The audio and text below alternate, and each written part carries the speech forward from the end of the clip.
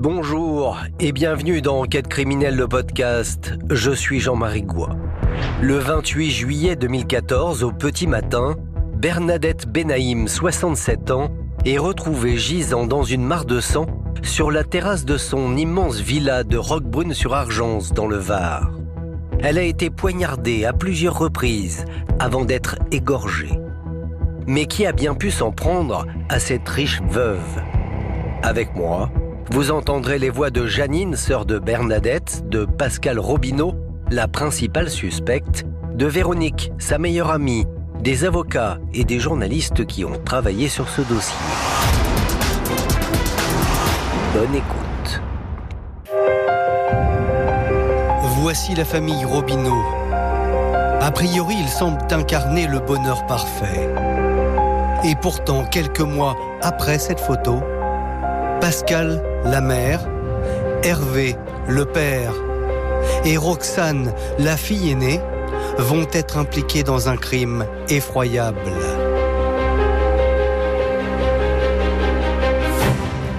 Elle va s'apercevoir que son mari envoie des photos de lui dans la salle de bain, nu. N'importe quelle femme au monde trompée, à un moment ou à un autre, dit « j'aimerais bien qu'elle meure, c'est humain ». Cette femme était quasiment décapitée. Je n'ai jamais demandé, jamais. Même si j'ai fait mal, la trahison fait mal, jamais. Enfin, s'il fallait tuer toutes les maîtresses de tous les hommes qui trompent leurs femmes, il n'y aura plus beaucoup de monde sur la planète. Tout commence à Paris le 28 juillet 2014. Il est 18h lorsque le téléphone de Janine sonne. Un appel que cette femme de 70 ans n'aurait jamais voulu recevoir. C'est mon frère qui me téléphone en me disant « Je t'annonce une mauvaise nouvelle, Bernadette est décédée ». Je ne réalise même pas. C'est quand je raccroche, je dis à mon mari « Bernadette est décédée ». Bernadette, la voici, c'est la petite sœur de Janine. L'annonce brutale de sa mort est un choc. Mais le pire reste à venir. Alors après, avec les gendarmes, moi j'ai demandé à voir le corps de ma sœur. Alors ils m'ont dit non, on ne peut pas vous le montrer, on ne peut pas la voir, c'est pas possible.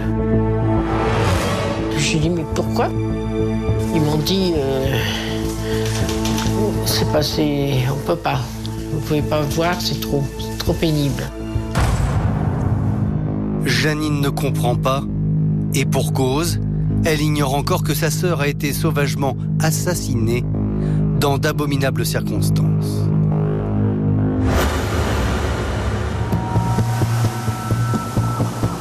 Les Issambres, à plus de 800 km de la capitale, dans le département du Var. C'est ici que le crime a été commis.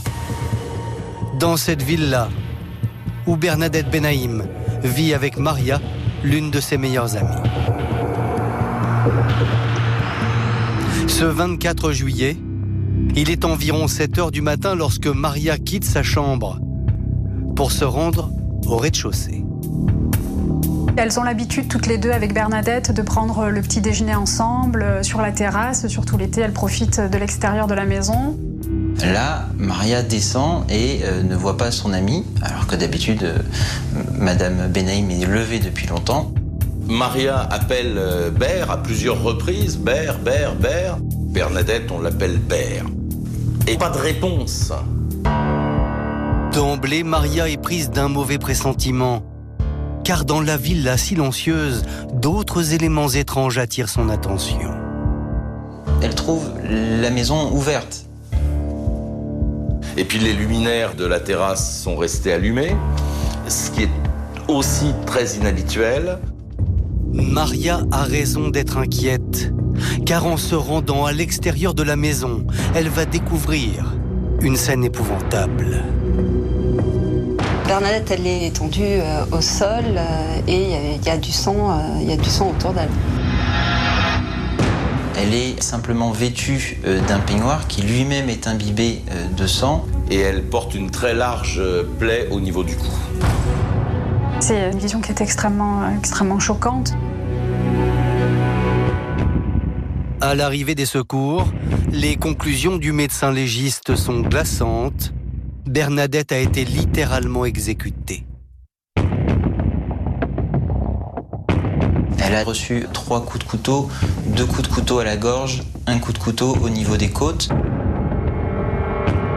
Il constate 2 énormes plaies d'égorgement au niveau du cou, un petit peu comme si quelqu'un était arrivé par derrière et avait tranché la gorge dans un sens, puis dans l'autre.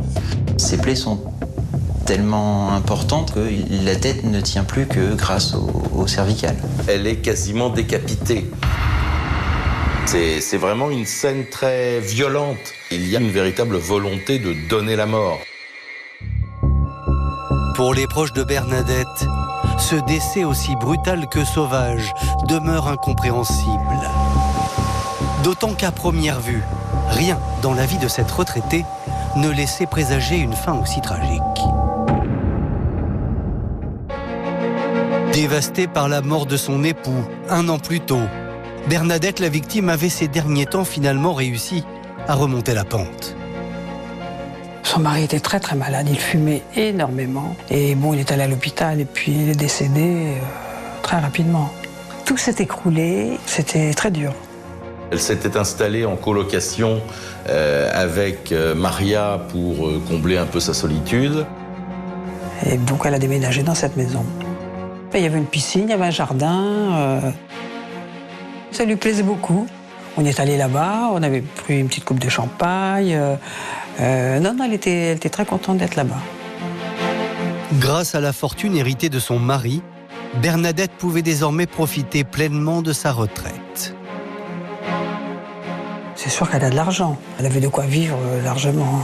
Parce qu'elle nous avait dit, si un jour je suis seule, peut-être aussi que j'irai à l'hôtel, vivre à l'hôtel. Elle avait des idées comme ça. À 67 ans, Bernadette croquait donc la vie à pleines dents. Elle aimait bien vivre et tout, sortir. Elle adorait faire jouer au golf. Il y en a, vous savez, qui font des compétitions, qui sont accrochés au score et tout. Elle, c'était un peu décontractée. Elle ratait un coup, ce n'était pas grave. C'était un bout en train, elle était drôle. Elle aimait danser, elle aimait chanter. Elle était gourmande. Elle aimait les bonnes choses de la vie. Oui, c'était un plaisir d'être avec elle. Il y a un décalage entre cette personne qui a l'air assez solaire, en bonne vivante, souriante, et la façon dont elle est tuée. On ne comprend pas pourquoi on l'a assassinée sauvagement, surtout Bernadette, quoi. Ma sœur, je la vois pas avec des ennemis, non. Aux Issambres, les hommes de la section de recherche de Fréjus vont passer la maison de la victime au peigne fin. Et des indices vont laisser penser que le ou les tueurs auraient mis au point un stratagème bien particulier.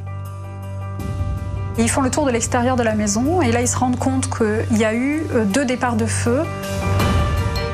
Les incendies ne se sont pas véritablement propagés, mais effectivement, on a un départ de feu au niveau d'une porte et un départ de feu au niveau d'une fenêtre.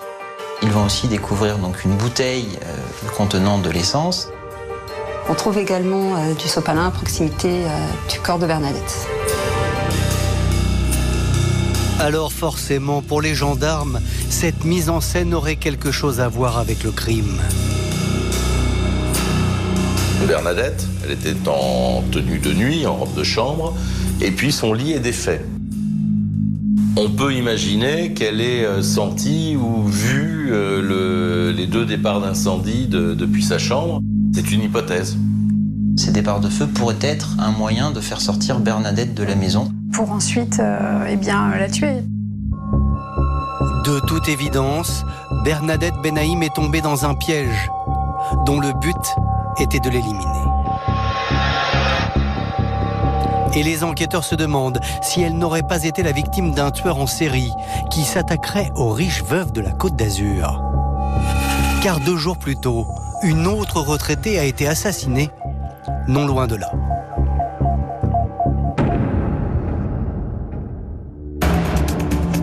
Saint-Raphaël, à seulement 15 km des Issambres. Le 25 juillet 2014, une femme de 80 ans est découverte morte chez elle. Et là encore, il s'agit d'un meurtre. On retrouve cette femme pendue avec la laisse de son chien à une poignée de porte. Mais en réalité, elle a été tuée. Et ensuite, on l'a pendue à une poignée de porte pour faire croire qu'elle s'était donné la mort volontairement, qu'elle s'était suicidée.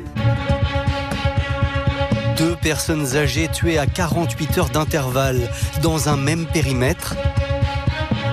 Pour les gendarmes, la coïncidence, c'est vrai, est troublante. Et fait même la une des journaux.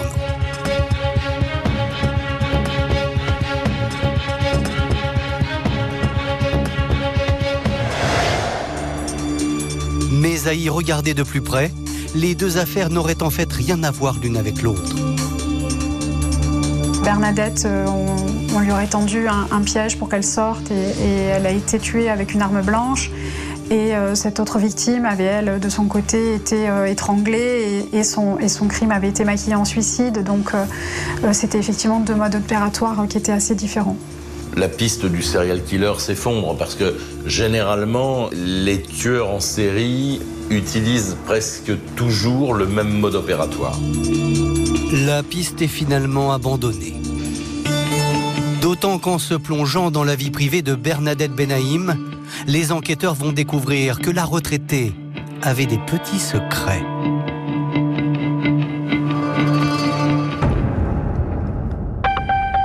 En effet, en inspectant le téléphone portable de la victime, plusieurs messages interpellent les gendarmes. Des conversations SMS pour le moins osées entre la veuve et plusieurs hommes.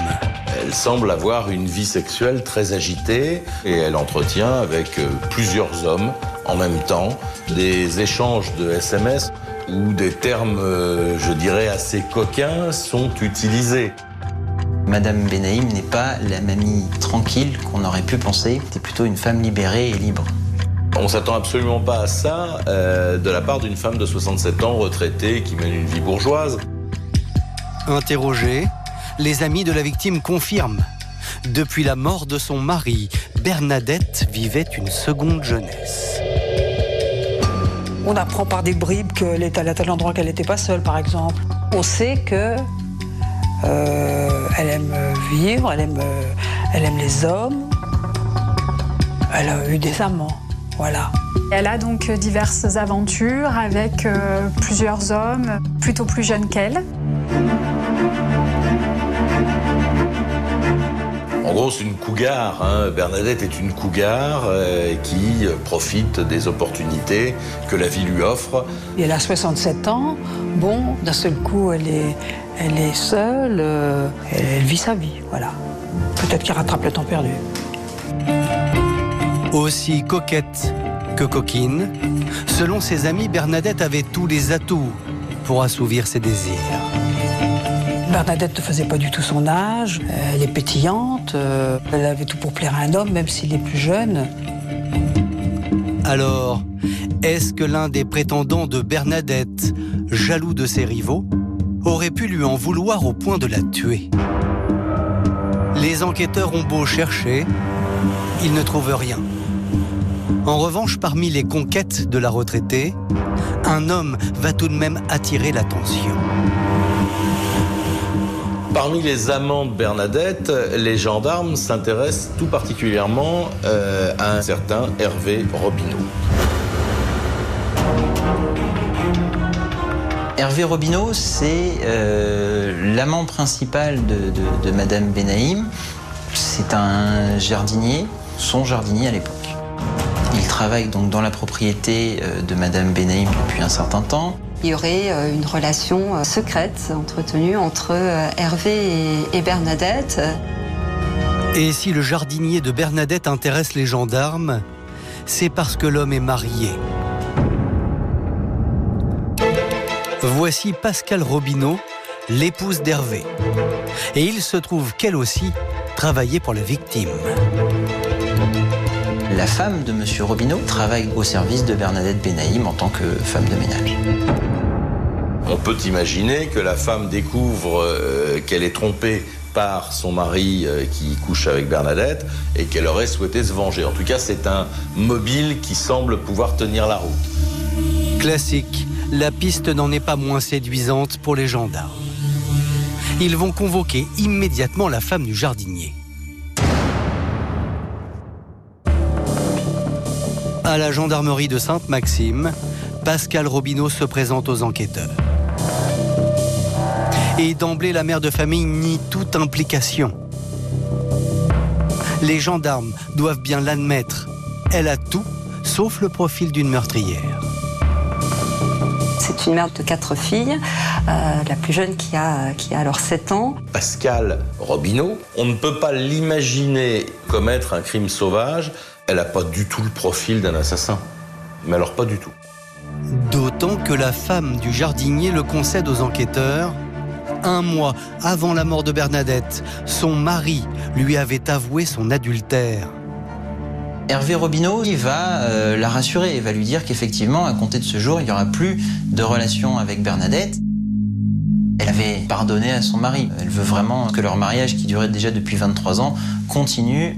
Pourquoi elle aurait décidé d'en arriver à une telle extrémité alors que sa priorité c'était de pouvoir reconstruire sa relation de couple avec Hervé pour continuer à assurer l'équilibre de la famille. Preuve qu'elle avait pardonné à son mari son incartade avec Bernadette. Pascal Robineau venait de renouveler ses vœux de mariage avec Hervé, en grande pompe et en compagnie de leurs 4 filles. Et puis, la nuit des faits, la mère de famille dispose d'un alibi solide. Pascal va indiquer que le soir du crime, elle était chez elle, avec l'ensemble de la famille d'ailleurs, et qu'ils ont passé une soirée tout à fait normale, manger ensemble, regarder un peu la télé, et puis qu'ils sont allés se coucher. Donc, en gros, elle n'a pas de mobile, puisqu'elle dit que la tromperie est réglée. Et puis, pour son emploi du temps, eh bien, elle affirme qu'elle n'a pas bougé de chez elle. Les enquêteurs vont regarder la téléphonie. Effectivement, le téléphone de Pascal borne donc à son domicile. Pour les enquêteurs, les explications de Pascal Robineau sont donc crédibles. D'autant que l'épouse semble totalement incapable de commettre un tel crime. Et cela pour une raison toute simple. Pascal Robineau, c'est une femme qui est frêle, qui est chétive, qui est marquée par les différentes maladies qu'elle a dû combattre. Elle a été victime de plusieurs cancers, notamment un cancer du sein. C'est donc une femme qui est très faible et qui se remet difficilement de la dernière opération qu'elle a dû subir au niveau des vertèbres. Entendu à son tour, Hervé Robineau, le jardinier, confirme point par point la version de son épouse. Il va dire que lui non plus n'a pas bougé de chez lui ce soir-là. Il confirme que sa femme était bien présente. Quant à sa relation avec la victime, selon le mari infidèle, ce n'était qu'un petit écart de conduite sans importance. Voici ce que l'homme déclare à ce propos. Cette chose est arrivée et je le regrette. Je n'ai trompé ma femme qu'une seule fois dans ma vie et je n'en suis pas fier. Il dit en gros qu'il n'a pas pu résister aux avances de cette femme et qu'il a, par faiblesse, parce que la chair est faible quelquefois, il a cédé à ses avances. Il va se contenter d'indiquer que oui, il a eu cette relation, mais qu'elle était purement sexuelle, finalement, qu'il n'y avait pas d'affection entre eux. Un adultère éphémère et qui avait pris fin. Et une épouse trompée qui aurait passé l'éponge. A priori, la piste du drame passionnel ne tiendrait pas. Cette piste qui s'annonçait lumineuse, finalement, est en train de s'éteindre. Seulement les gendarmes vont bientôt découvrir que la mère de famille n'aurait pas dit toute la vérité. Et ce qui était présenté comme une passade entre le jardinier et sa patronne serait en réalité une véritable relation amoureuse.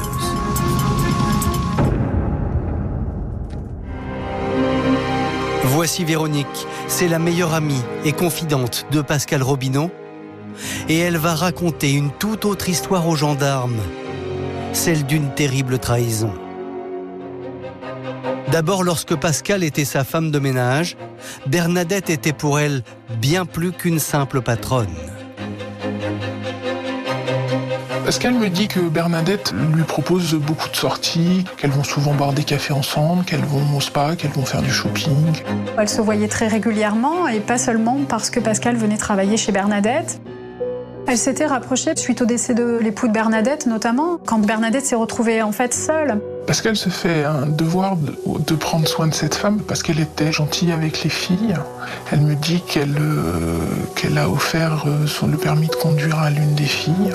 Pascal a pensé que Bernadette pourrait jouer un rôle de grand-mère pour ses enfants. Elle est de plus en plus présente avec la famille Robineau. Mais un an avant le crime, Pascal aurait remarqué que son amie Bernadette s'était aussi rapprochée d'Hervé, son mari. Pascal me raconte que Hervé se rend très disponible pour Bernadette. Elle le sollicite beaucoup. Et il y a des moments où Pascal me dit qu'elle prend un peu trop de place. Preuve que Bernadette prend beaucoup de place. Cette scène qui s'est déroulée en plein réveillon de Noël. Il est parti parce qu'elle l'a appelé. Donc il a quitté la table familiale pour aller voir Bernadette. Pascal se rend compte du changement d'attitude d'Hervé. Elle le voit aller systématiquement prendre une douche, se parfumer. Elle trouvait que Hervé se faisait un peu plus beau que d'habitude, qu'il essayait de s'habiller un peu mieux. Il prend soin de lui, ce qu'il ne faisait pas forcément toujours avec elle. Elle se dit c'est pas possible pour qu'il réagisse comme ça, c'est qu'il se passe quelque chose. Très vite, Pascal comprend que la liaison entre son mari et Bernadette est sérieuse. Et elle va en avoir la confirmation absolue. Pascal va farfouiller dans le téléphone de son mari. Elle va s'apercevoir qu'il envoie énormément de textos à Bernadette et qu'il envoie des photos de lui dans la salle de bain, nu. Son propre mari envoyait des photos de son sexe à sa patronne. Alors forcément, pour Pascal Robineau, c'en est trop. Et selon Véronique, son amie, elle n'aurait pas du tout encaissé le coup. Bien au contraire.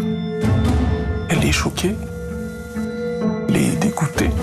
Et ce d'autant qu'à l'époque, Pascal Robineau était très malade. C'est-à-dire qu'au moment où Hervé entretient cette relation avec Bernadette, Pascal, de son côté, lutte contre un cancer. Madame Robineau considère énormément Madame Benaïm, un peu comme une mère, un peu comme une amie. La trahison qu'elle ressent est profonde. Pascal me dit qu'elle ne veut plus la voir, elle ne veut plus en entendre parler. Le ressentiment de l'épouse trompée à l'égard de sa rivale est tel qu'il aurait même viré à l'obsession. Je vois quand je discute avec elle, elle est en boucle avec cette histoire d'adultère. Vraiment, en boucle. J'arrive pas à lui faire, à discuter d'autres choses avec elle quand on se parle. Rien à faire avec ça.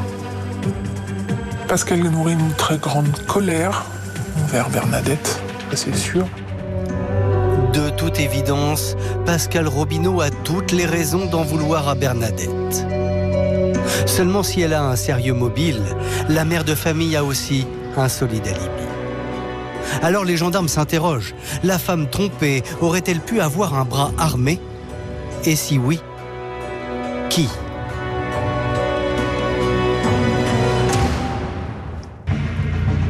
C'est en interrogeant les proches de la victime que les enquêteurs vont dénicher une première piste. En effet, 2 semaines avant l'horrible crime, Bernadette avait reçu des menaces de mort. Des menaces qui proviendraient de la fille aînée de Pascal, âgée de 20 ans, Roxane. Le 13 juillet 2014, un appel est passé entre Bernadette et Roxane Robineau. Bernadette était entourée de quelques amis. Elle reçoit un appel téléphonique. Et va mettre le téléphone sur haut-parleur. Voici ce que Roxane aurait déclaré à la maîtresse de son père. Sale pute, tu laisses mon père tranquille, sinon on vient aux Issambres et on te fait la peau. C'est des menaces de mort 15 jours avant sa mort. Donc pour les gendarmes, ça tient la route quand même. Pourquoi la fille de Pascal et Hervé menace-t-elle la patronne de ses parents ? Chose troublante, dans la famille Robineau, l'adultère d'Hervé n'était un secret pour personne, même pas pour les enfants du couple. Merci d'avoir écouté la première partie de cet épisode consacré à l'affaire Bernadette Benaïm. Dans la seconde partie, vous allez voir que la veuve collectionnait les amants. Bonjour et bienvenue dans Enquête criminelle, le podcast. Je suis Jean-Marie Goua. Dans la seconde partie de cet épisode, consacré à l'affaire Bernadette Benaïm, vous allez découvrir que la veuve collectionnait les amants. Avec moi, vous entendrez les voix de Janine, sœur de Bernadette, de Pascal Robineau, la principale suspecte, de Véronique, sa meilleure amie, des avocats et des journalistes qui ont travaillé sur ce dossier. Bonne écoute. Et selon Cathy, la meilleure amie de Roxane, l'aînée des filles a très vite pris le parti de sa maman. Oui, elle est bouleversée, elle comprend pas, c'est pas normal. Elle est très énervée aussi. Roxane est très fusionnelle avec sa mère et donc de la voir si malheureuse, ça la touche beaucoup. C'est une trahison pour elle, quoi. C'est son adultère quasiment. C'est comme si elle avait un copain et qui l'avait trompée, c'est pareil. À un moment donné, Roxane a été plus blessée que Pascal sur ce qui s'est passé. En plus, elle connaît bien Bernadette. Elle la connaît depuis 10 ans. Elle a bercé en fait son adolescence. Elle aimait Bernadette jusqu'à ce qu'elle découvre que c'est la maîtresse de son père. Donc elle la hait. Elle m'a dit, il faut que je fasse quelque chose, que je pourrisse la vie de cette dame, parce qu'elle m'a pourri la vie. Alors, depuis qu'elle a appris l'assassinat de Bernadette, la meilleure amie de Roxane se pose de sérieuses questions. Je dis, écoute, est-ce que t'as fait quelque chose dans ce meurtre? Est-ce que t'y es pour quelque chose, quoi? Elle m'a dit non. Pour les gendarmes, Roxane est peut-être bien mêlée au meurtre de Bernadette. D'autant qu'ils vont faire des découvertes qui accablent la jeune fille. 15 jours avant la mort de la retraitée, la victime avait subi des représailles. Bernadette se réveille un matin et puis elle constate que ces deux véhicules ont été complètement dégradés. Ils ont des rayures sur les portières et les pneus sont crevés. Ces deux voitures ont été vandalisées pour, selon les estimations des assurances, plus de 8 000 €. Et ça ressemble étrangement à une vengeance. Les gendarmes ne vont pas tarder à mettre un nom sur l'auteur de ce sabotage. Les enquêteurs vont se rendre compte que la nuit où les dégradations ont été commises sur les véhicules de Bernadette, eh bien, le téléphone de Roxane va borner à proximité de son domicile. Le téléphone de Roxane Robineau borne aux Issambres, chez Bernadette Benaïm. Donc, il est fort possible que ce soit Roxane Robineau qui ait commis ces dégradations. Après s'être attaquée à ses voitures, Roxane Robineau aurait-elle tué Bernadette? On vient aux Issambres et on te fait la peau. On vient aux Issambres et on te fait la peau. La jeune fille aurait-elle voulu venger sa mère? Pour en avoir le cœur net, les gendarmes décident de la placer en garde à vue.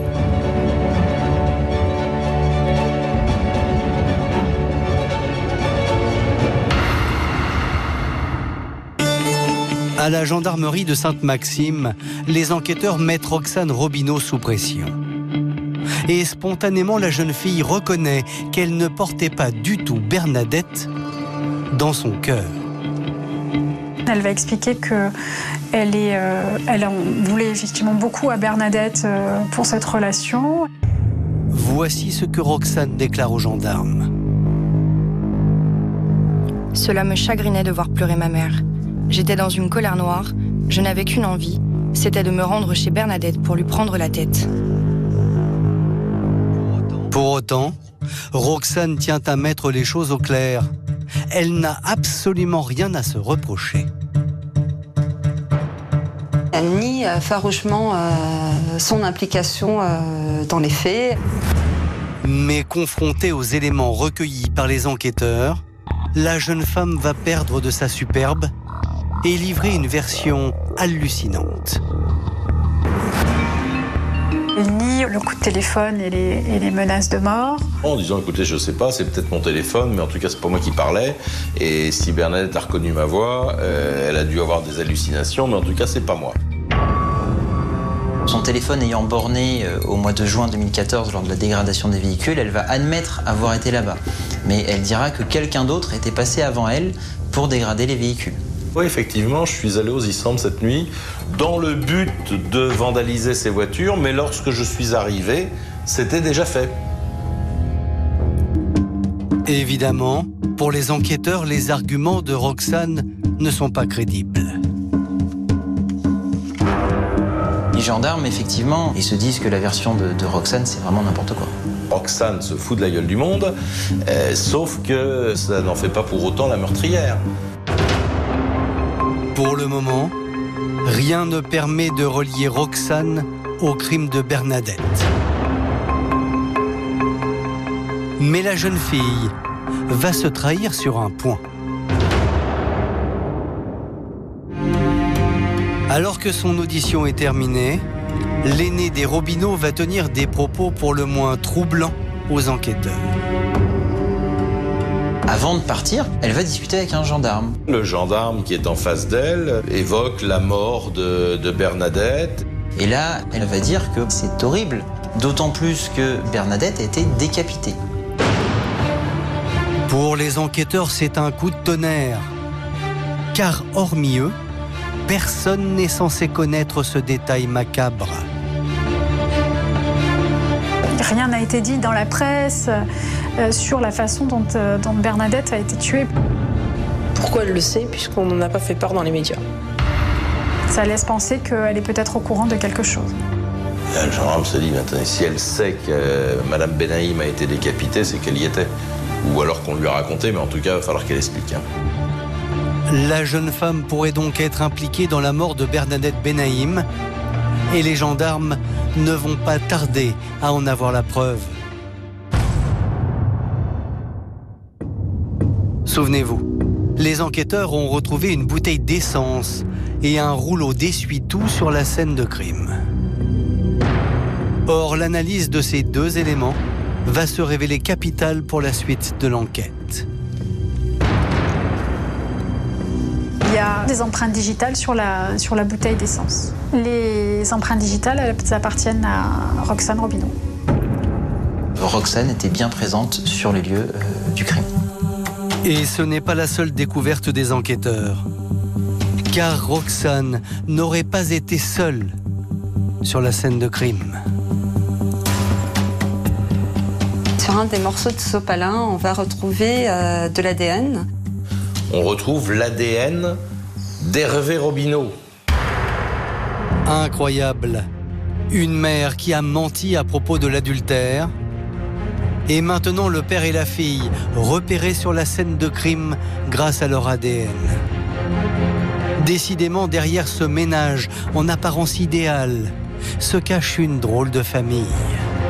Les gendarmes s'étaient focalisés sur la piste de Roxane Robineau, mais n'avaient pas forcément envisagé le père.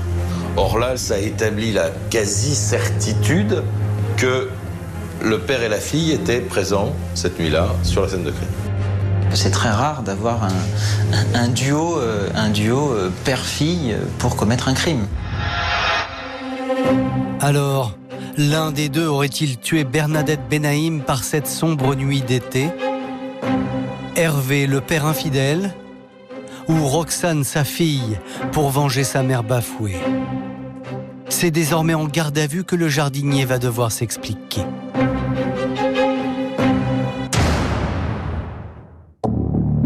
Dans les locaux de la section de recherche, Hervé Robineau n'emmène pas large.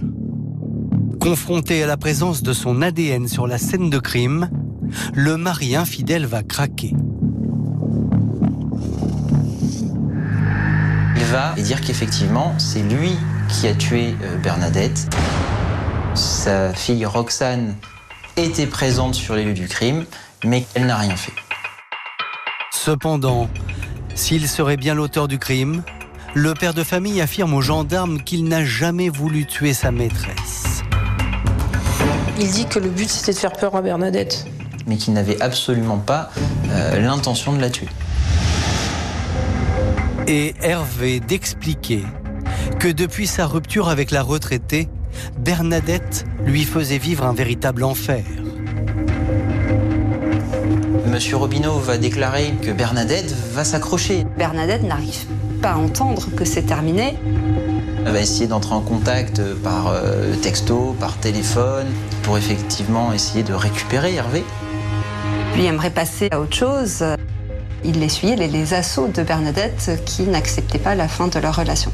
Il ne peut plus supporter que Bernadette tente de prendre contact avec lui. Et donc, il est allé sur place avec sa fille, uniquement dans le but de lui mettre un coup de pression pour qu'elle arrête de le harceler. Mais selon Hervé Robineau, rien ne se serait déroulé comme prévu. Voici ce qu'il déclare. On voulait lui faire peur, c'est tout. On voulait mettre le feu à sa maison, mais ça n'a pas marché. Bernadette va se réveiller et sortir de la maison. J'ai vu une silhouette, j'ai pris peur, j'ai mis des coups de couteau. Il affirme que Pascal, son épouse, n'était pas au courant de leur opération commando, entre guillemets. Pascal n'y est pour rien.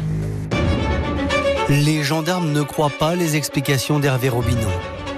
Pour eux, la thèse du crime accidentel ne tient pas. La version d'Hervé Robineau n'est pas crédible. Il met le feu.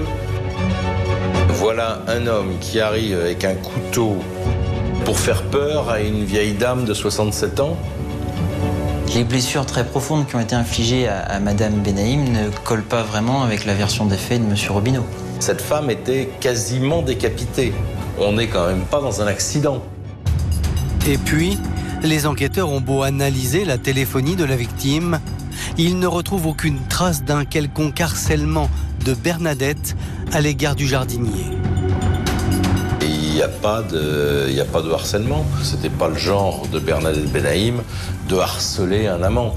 Elle en a eu plusieurs. Oh bah non, c'est pas du tout son style. Hein. Elle, si avec Hervé, c'était juste une partie comme ça de plaisir, de temps en temps, bon, mais c'est tout quoi. Reste une question. Si Bernadette n'a jamais harcelé le mari infidèle, pourquoi alors le jardinier aurait-il voulu l'éliminer ?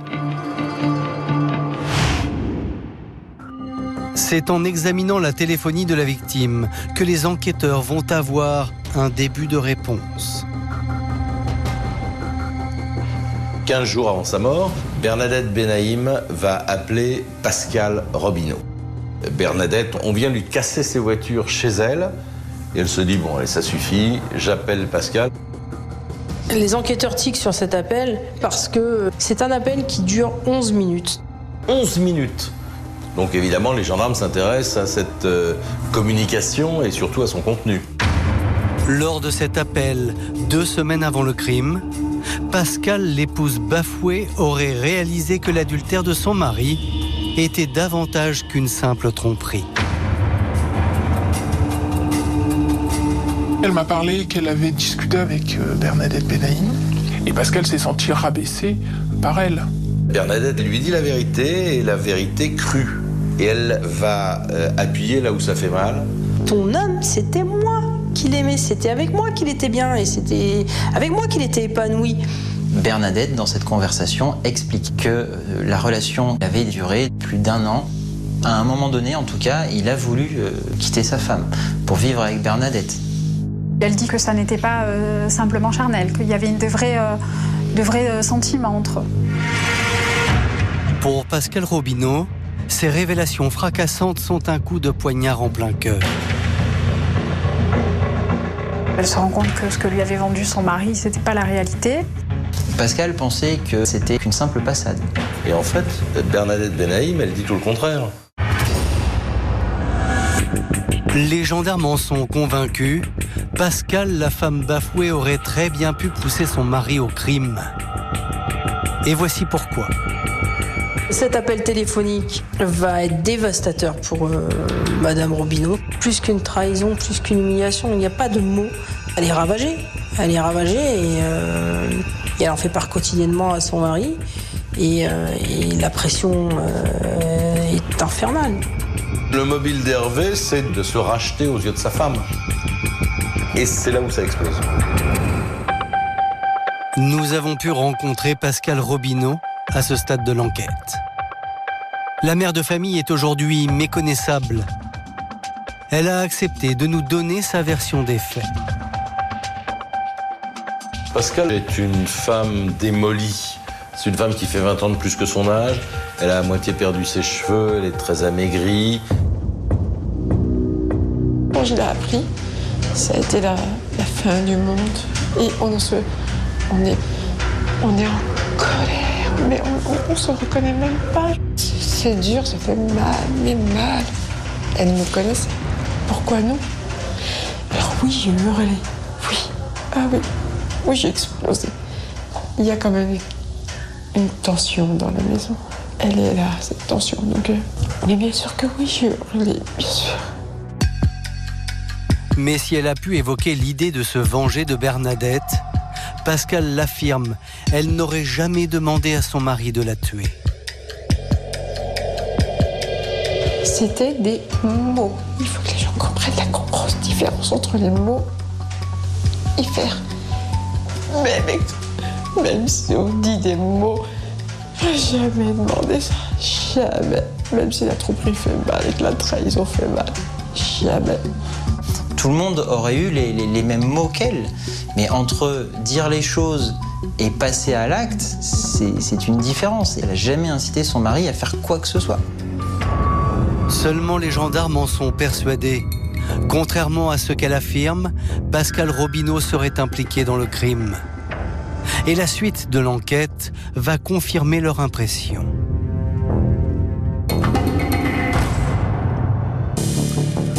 En analysant les SMS envoyés par Pascal à son époux, peu avant le crime, les gendarmes vont faire une découverte confondante.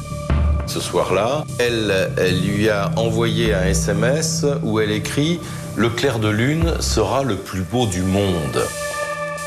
Nous sommes quelques heures avant la mort de Bernadette Benaïm. Cet échange à mi-mot est très clair en réalité. Elle est en train de se réjouir à l'avance de la mort de la rivale. C'était un code pour dire que ce soir-là, Bernadette perdra la vie, quoi. Et ce n'est pas tout. À en croire son agenda, Pascal Robineau aurait peut-être planifié la mort de sa rivale. Au jour de la mort de Bernadette Benaïm, les gendarmes découvrent une mention barbecue spécial faim. Quand on sait qu'ils ont mis le feu, spécial faim, elle est morte, ça me semble assez clair. Le 21 janvier 2015, 6 mois après le crime, Hervé Robineau et sa fille Roxane sont mis en examen pour assassinat et placés en détention provisoire. Pascal, l'épouse, quant à elle, est mise en examen pour complicité d'assassinat. Souffrante, la présumée instigatrice restera libre dans l'attente du procès. Et voici, selon les enquêteurs, comment le père, la mère et la fille Robineau auraient éliminé en famille la veuve de 67 ans.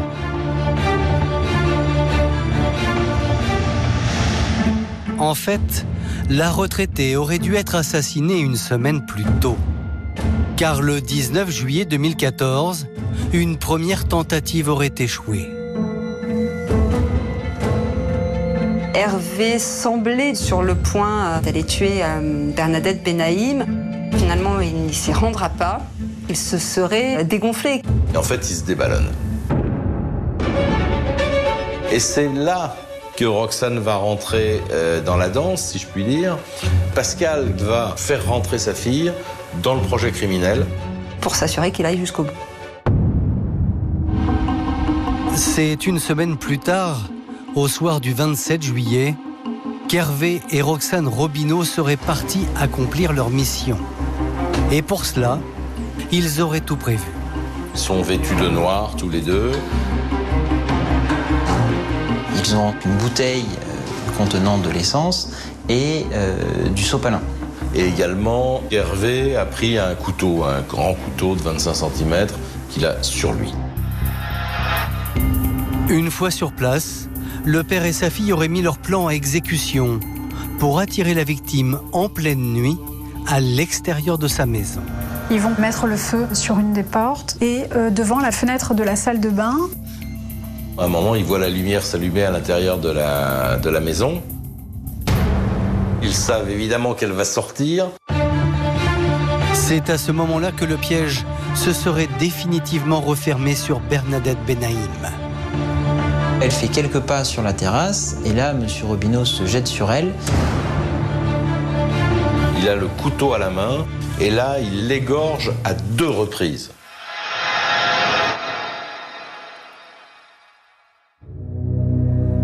Aussitôt, le père et sa fille prennent la fuite.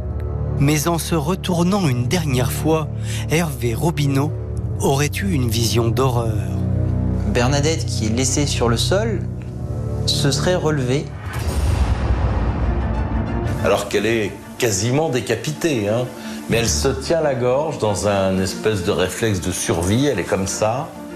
Et lui a ce réflexe complètement fou de faire demi-tour. Et là, M. Robineau aurait mis un coup de couteau mortel, cette fois-ci, au niveau des côtes. À leur retour, Hervé et Roxane auraient ensuite tout organisé avec l'épouse, dorénavant vengée, pour qu'on ne remonte jamais jusqu'à eux. Ils vont tenir, entre guillemets, un conseil de guerre. Et la consigne, évidemment, c'est de ne rien dire. Il y a un pacte de silence qui est imposé. Et ils vont se débarrasser des vêtements et de l'arme du crime qui sera jetée dans le fleuve l'Argence, à Roquebrune-sur-Argence. Mais les Robineau ont commis une erreur monumentale. Sans le savoir, ils ont laissé leur ADN chez la victime. Oublier la bouteille d'essence et le rouleau de sopalin sur la scène de crime, c'est quand même une sacrée bévue. C'est une opération, entre guillemets, de pied nickelé. 19 mars 2018, cour d'assises de Draguignan. Dans une salle d'audience pleine à craquer, s'ouvre le procès tant attendu des assassins présumés de Bernadette Benaïm. C'est un crime familial. Et c'est quand même très rare. La présence de la fille rajoute un peu de piment, si je puis dire, à la curiosité criminelle. Ils étaient là tous les 3. Mais on voulait savoir vraiment le détail, comment ça s'est passé, pour qui, pourquoi. Et les proches de Bernadette ne vont pas être déçus, car dès le premier jour du procès, c'est l'électrochoc. Hervé Robineau, la première chose qu'il dit, c'est qu'il reconnaît l'assassinat de Bernadette Benaïm. Il reconnaît l'intégralité des faits en disant que c'était parfaitement prémédité et il va désigner Pascal comme étant la commanditaire, en disant qu'il a obéi aux ordres de Pascal. Le président lui pose clairement la question de savoir pourquoi il emmène Roxane avec lui. Il va répondre que c'est à la demande de Pascal Robineau pour que quelqu'un soit témoin des faits. Hervé, pendant le procès, va expliquer que sa fille pensait simplement qu'il montait aux Isambres pour faire peur à Madame Benaïm, mais elle ne savait pas ce qui allait se passer. Il dit simplement qu'elle l'a accompagné et il lui avait caché qu'il avait un couteau sur lui. Après les révélations de son père, Roxane s'effondre en larmes dans le box des accusés. Pour Roxane, à ce moment-là, c'est extrêmement dur parce qu'elle se rend compte qu'elle a été totalement manipulée. Finalement, elle a été là l'objet de ses parents. Elle se sent elle-même trahie. Pauvre gamine qui a gâché sa vie. Enfin, son père lui a gâché sa vie, sa mère aussi apparemment. C'est incroyable, quoi. Quand on a des enfants, on protège d'abord ses enfants avant de partir dans des histoires sordides comme ça. Désormais, tous les regards se tournent vers Pascale Robineau, l'instigatrice, à en croire son mari. Pour la mère de famille qui comparaît libre, les accusations d'Hervé seraient en réalité une vengeance. Le couple était uni au moment des faits, sauf que quelques mois avant le procès, Pascale a demandé le divorce. Monsieur Robineau a toujours dit que Madame Robineau n'y était pour rien. Et là, subitement, puisque une procédure de divorce a été lancée, eh bien, Monsieur Robineau décide finalement d'impliquer sa femme et il essaye de l'entraîner avec lui dans sa chute. Il lui a signifié qu'il n'était plus dans sa vie et de fait, tous les pactes sont rompus. Il n'a plus aucun intérêt à mentir maintenant. Monsieur Robineau voulait tout dire parce que ça le libérait. Entre les deux ex-époux, c'est désormais chacun pour soi. Mais diminué à cause de ses ennuis de santé, Pascale Robineau semble incapable de s'expliquer. Quand elle s'explique, on ne comprend rien. Elle est totalement à l'ouest. L'expert psychiatre dira qu'au moment des faits, compte tenu de l'absorption massive des médicaments auxquels elle se livrait, eh bien, son discernement était altéré. Mais pour les proches de Bernadette, la victime, Pascale Robineau jouerait tout simplement la comédie. Ah non, c'est une femme qui ment. Elle veut sauver sa peau.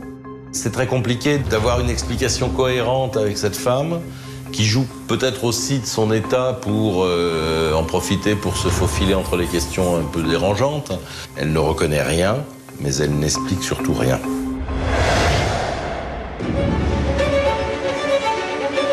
Le 23 mars 2018, au soir du 5e jour d'audience, la cour d'assises rend son verdict. Les jurés, après en avoir délibéré, ont condamné M. Robineau à 20 ans de réclusion criminelle pour assassinat.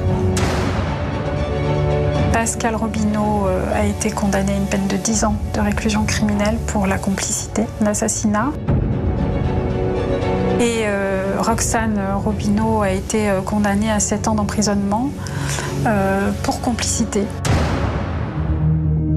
Hervé Robineau, il a reconnu l'assassinat. Mais je pense que la cour d'assises a considéré aussi la responsabilité morale de Pascale. Les explications de Pascale n'ont convaincu personne. Pour Roxane, la cour l'a acquittée du chef d'assassinat, mais en revanche a estimé qu'elle était au courant de ce qui allait se produire ce soir-là. Pour les proches de Bernadette, l'issue du procès est une vraie déception. Pour le crime qui a été commis, trancher la gorge de quelqu'un, je trouve que c'est quand même pas, c'est vraiment pas assez. Et Bernadette n'est plus là. Rien à faire venir. Hein. C'est toujours triste et insupportable. Quant à Pascale Robineau, elle reçoit sa condamnation comme un véritable coup de massue. Ma cliente est stupéfaite par cette peine. Elle est lourde, 10 ans de réclusion criminelle, alors qu'elle n'a rien fait. Et c'est la raison pour laquelle elle a fait appel. Dans la foulée, le parquet général a décidé à son tour de faire appel pour tous les accusés. Hervé, Pascale et Roxane Robineau seront donc rejugés. Dans l'attente de leur second procès, ils sont présumés innocents. Merci d'avoir écouté la seconde partie de cet épisode consacré à l'affaire Bernadette Benaïm. N'hésitez pas à vous abonner à ce podcast afin de recevoir chaque semaine un nouvel épisode. Et bien sûr, s'il vous a plu, vous pouvez laisser un commentaire sur l'appli RTL, rtl.fr et toutes les plateformes partenaires. Je vous dis à bientôt.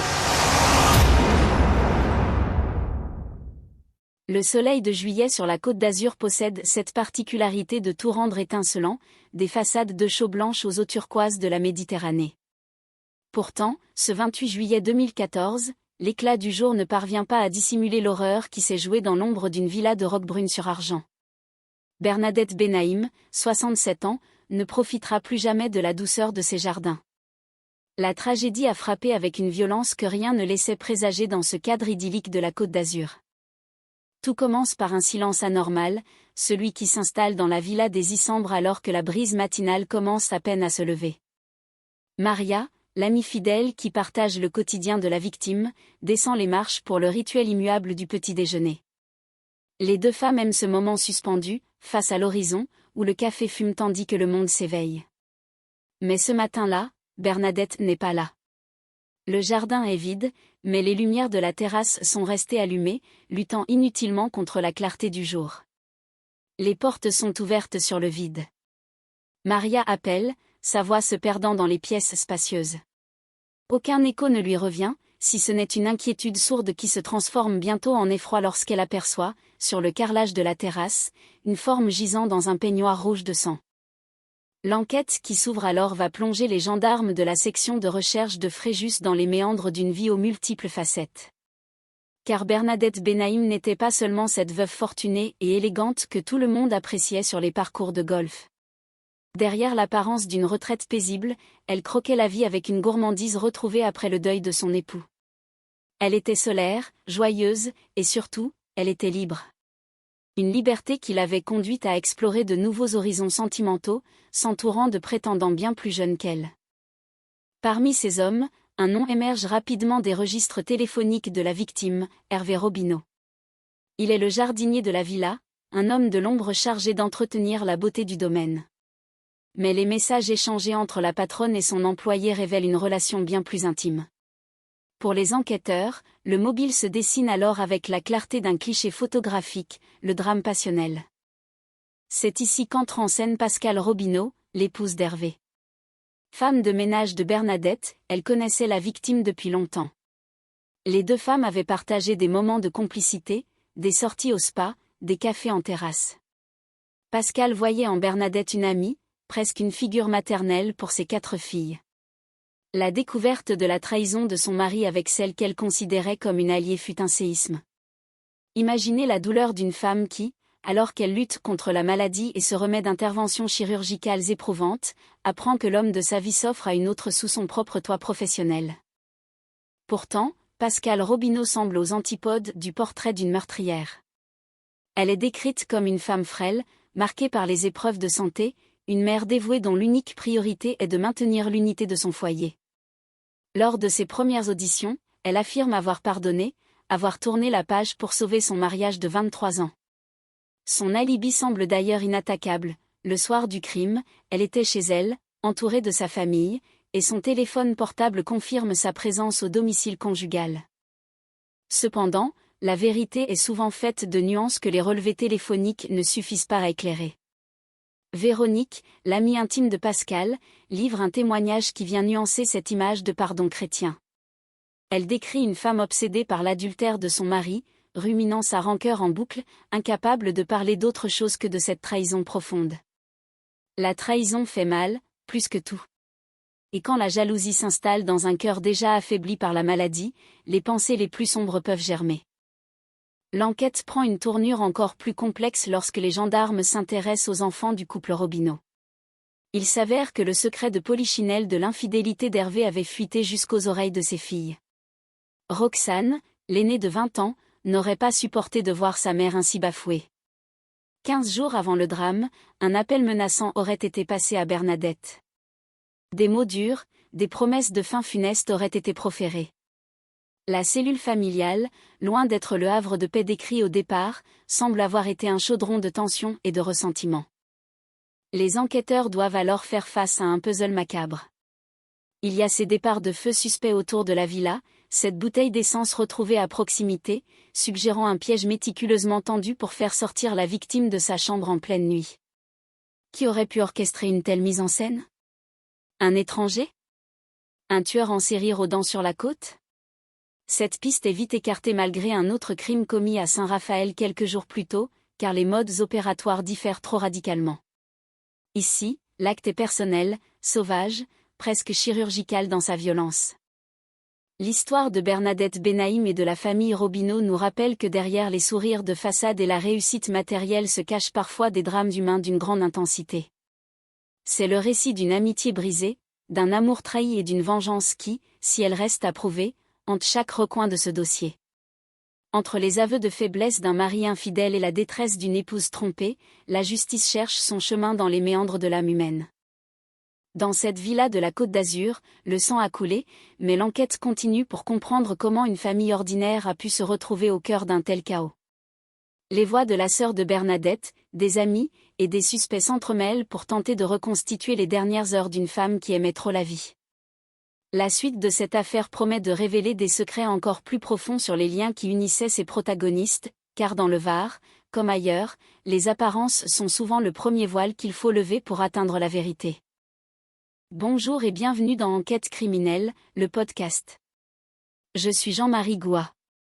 Le 28 juillet 2014, au petit matin, Bernadette Benaïm, 67 ans, est retrouvée gisant dans une mare de sang sur la terrasse de son immense villa de Roquebrune-sur-Argence, dans le Var. Elle a été poignardée à plusieurs reprises avant d'être égorgée. Mais qui a bien pu s'en prendre à cette riche veuve ? Avec moi, vous entendrez les voix de Janine, sœur de Bernadette, de Pascal Robineau, la principale suspecte, de Véronique, sa meilleure amie, des avocats et des journalistes qui ont travaillé sur ce dossier. Bonne écoute. Voici la famille Robineau. A priori, ils semblent incarner le bonheur parfait. Et pourtant, quelques mois après cette photo, Pascal, la mère, Hervé, le père et Roxane, la fille aînée, vont être impliqués dans un crime effroyable. Elle va s'apercevoir que son mari envoie des photos de lui dans la salle de bain. N'importe quelle femme au monde trompée, à un moment ou à un autre, dit « j'aimerais bien qu'elle meure ». C'est humain. Cette femme était quasiment décapitée. Je n'ai jamais demandé l'objet qui fait mal. La trahison fait mal. Jamais. Enfin, s'il fallait tuer toutes les maîtresses de tous les hommes qui trompent leurs femmes, il n'y aura plus beaucoup de monde sur la planète. Tout commence à Paris le 28 juillet 2014. Il est 18h, lorsque le téléphone de Janine sonne. Un appel que cette femme de 70 ans n'aurait jamais voulu recevoir. C'est mon frère qui me téléphone en me disant « Je t'annonce une mauvaise nouvelle. Bernadette est décédée. » Je réalise même pas. C'est quand je raccroche, je lui dis à mon mari « Bernadette est décédée. » Bernadette, la voici, c'est la petite sœur de Janine. L'annonce brutale de sa mort est un choc. Mais le pire reste à venir.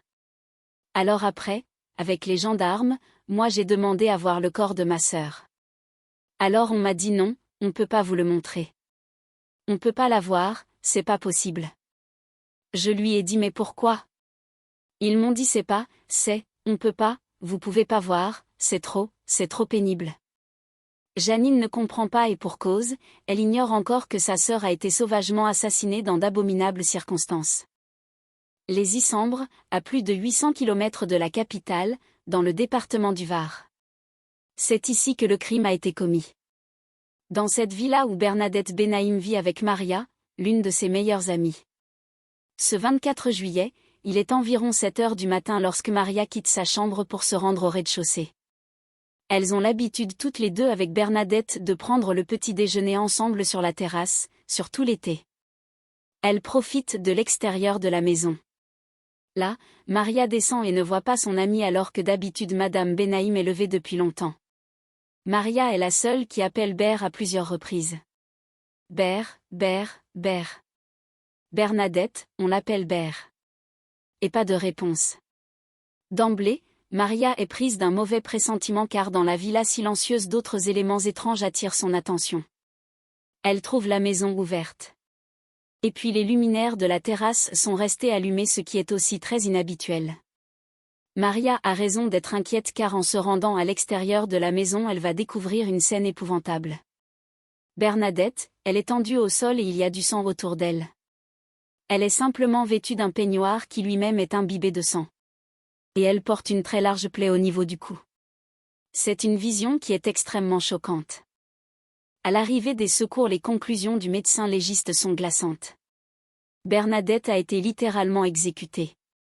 Elle a reçu 3 coups de couteau, 2 coups de couteau à la gorge, un coup de couteau au niveau des côtes.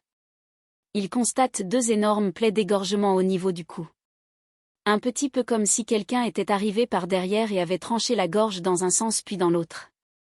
Ces plaies sont tellement importantes que la tête ne tient plus que grâce au cervical. Elle est quasiment décapitée. C'est vraiment une scène très violente. Il y a une véritable volonté de donner la mort. Pour les proches de Bernadette, ce décès aussi brutal que sauvage demeure incompréhensible. D'autant qu'à première vue rien dans la vie de cette retraitée ne laissait présager une fin aussi tragique. Dévastée par la mort de son époux un an plus tôt, Bernadette, la victime, avait ces derniers temps finalement réussi à remonter la pente. Son mari était très très malade. Il fumait énormément.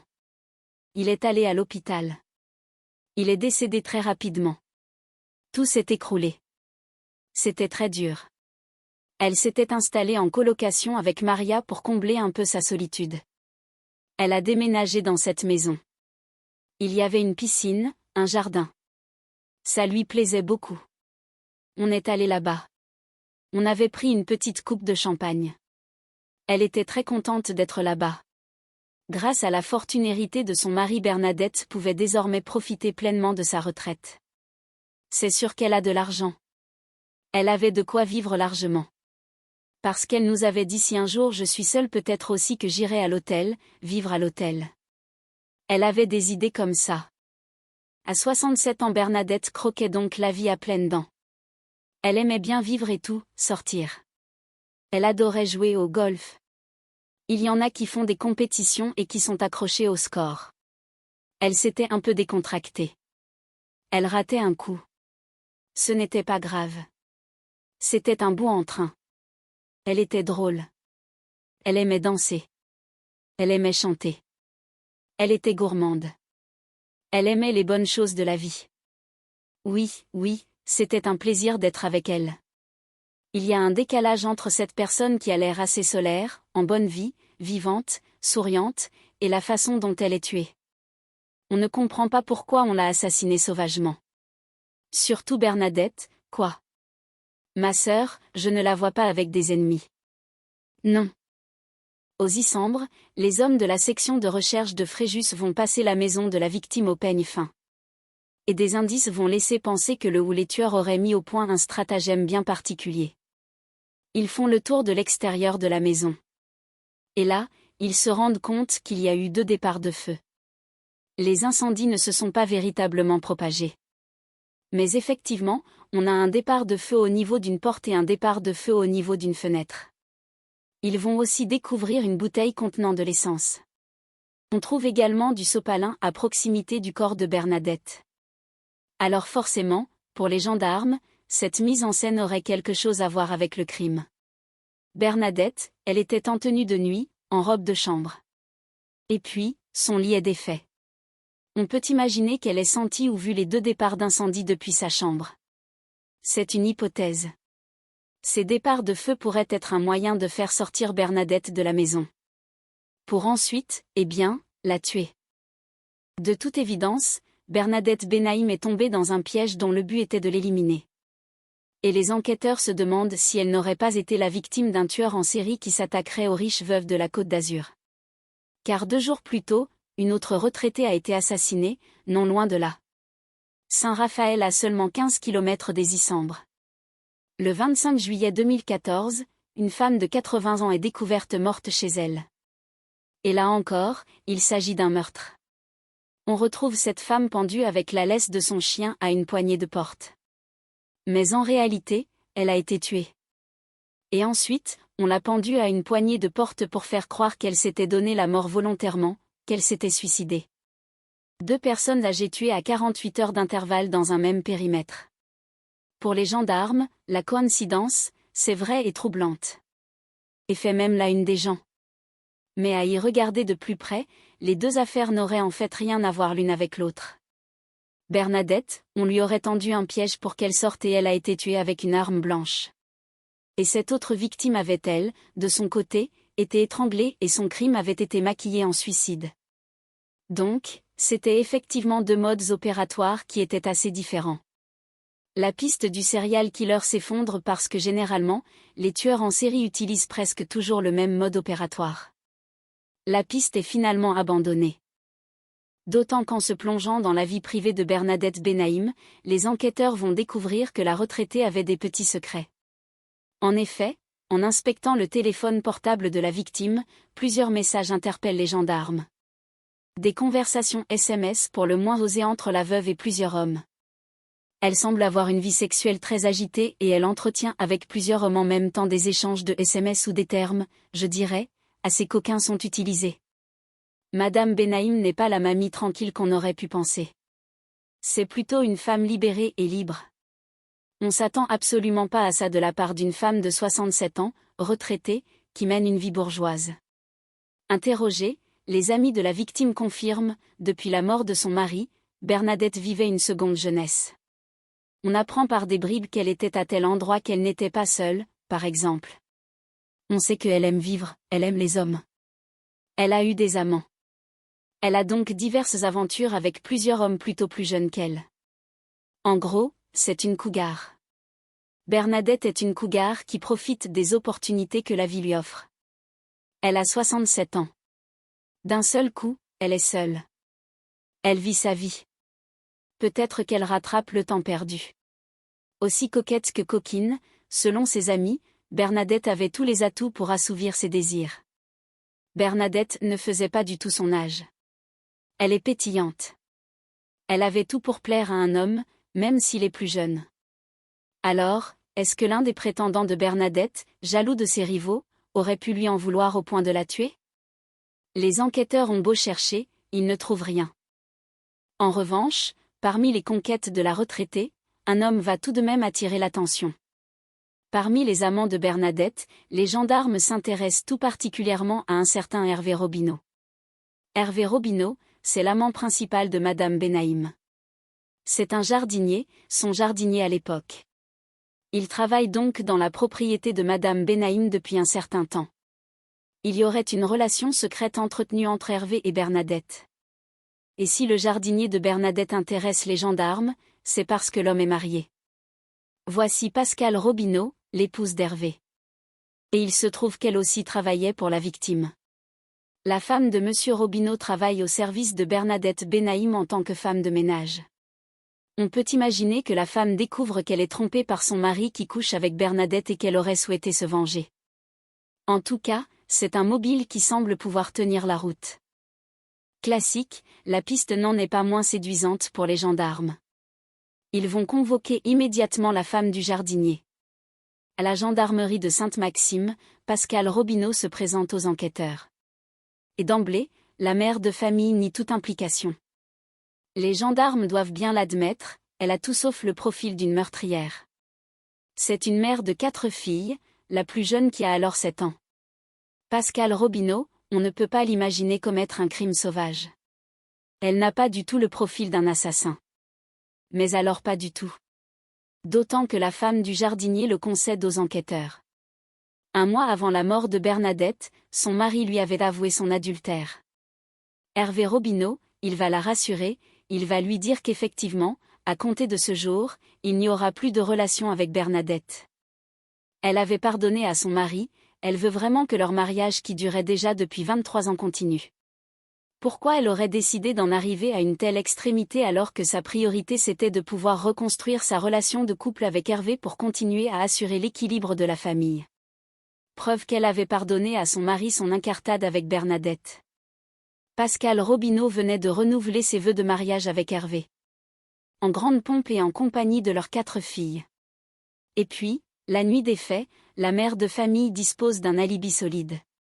Pascale va indiquer que le soir du crime elle était chez elle avec l'ensemble de la famille d'ailleurs et qu'ils ont passé une soirée tout à fait normale, mangé ensemble, regarder un peu la télé et puis qu'ils sont allés se coucher. Donc, en gros, elle n'a pas de mobile puisqu'elle dit que la tromperie est réglée et puis, pour son emploi du temps elle affirme qu'elle n'a pas bougé de chez elle. Les enquêteurs vont regarder la téléphonie et effectivement, le téléphone de Pascale borne donc à son domicile. Pour les enquêteurs, les explications de Pascale Robineau sont donc crédibles. D'autant que l'épouse semble totalement incapable de commettre un tel crime et cela pour une raison toute simple. Pascale Robineau, c'est une femme qui est frêle, qui est chétive, qui est marquée par les différentes maladies qu'elle a dû combattre. Elle a été victime de plusieurs cancers, notamment un cancer du sein. C'est donc une femme qui est très faible et qui se remet difficilement de la dernière opération qu'elle a dû subir au niveau des vertèbres. Entendu à son tour, Hervé Robineau, le jardinier, confirme point par point la version de son épouse. Il va dire que lui non plus n'a pas bougé de chez lui ce soir-là. Il confirme que sa femme était bien présente. Quant à sa relation avec la victime, selon le mari infidèle, ce n'était qu'un petit écart de conduite sans importance. Voici ce que l'homme déclare à ce propos. Il dit en gros qu'il n'a pas pu résister aux avances de cette femme et qu'il a, par faiblesse, parce que la chair est faible quelquefois, il a cédé à ses avances. Il va se contenter d'indiquer que oui, il a eu cette relation mais qu'elle était purement sexuelle, qu'il n'y avait pas d'affection entre eux. Un adultère éphémère et qui avait pris fin. Et une épouse trompée qui aurait passé l'éponge. A priori, la piste du drame passionnel ne tiendrait pas. Cette piste qui s'annonçait lumineuse est en train de s'éteindre.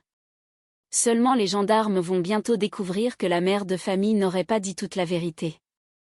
Et ce qui était présenté comme une passade entre le jardinier et sa patronne serait en réalité une véritable relation amoureuse. Voici Véronique, c'est la meilleure amie et confidente de Pascale Robineau et elle va raconter une toute autre histoire aux gendarmes, celle d'une terrible trahison.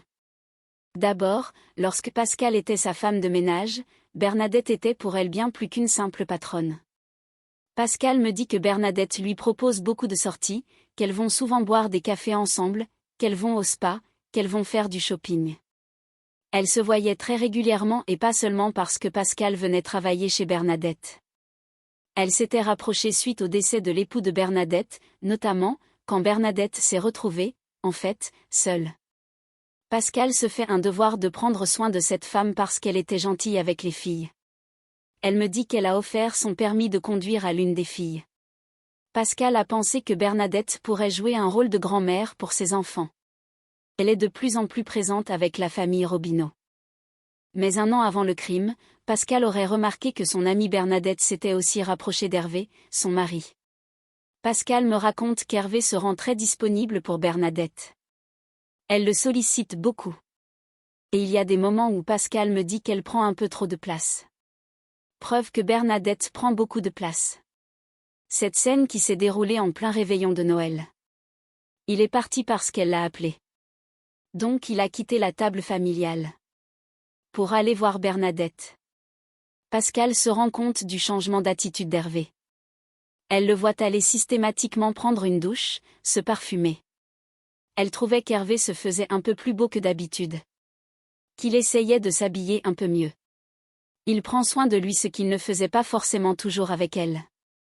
Ce n'est pas possible pour qu'il réagisse comme ça. C'est qu'il se passe quelque chose. Très vite, Pascale comprend que la liaison entre son mari et Bernadette est sérieuse. Et elle va en avoir la confirmation absolue. Pascale va parfumer dans le téléphone de son mari. Elle va s'apercevoir qu'il envoie énormément de textos à Bernadette. Et qu'il envoie des photos de lui dans la salle de bain. Son propre mari envoyait des photos de son sexe à sa patronne. Alors forcément, pour Pascale Robineau, c'en est trop.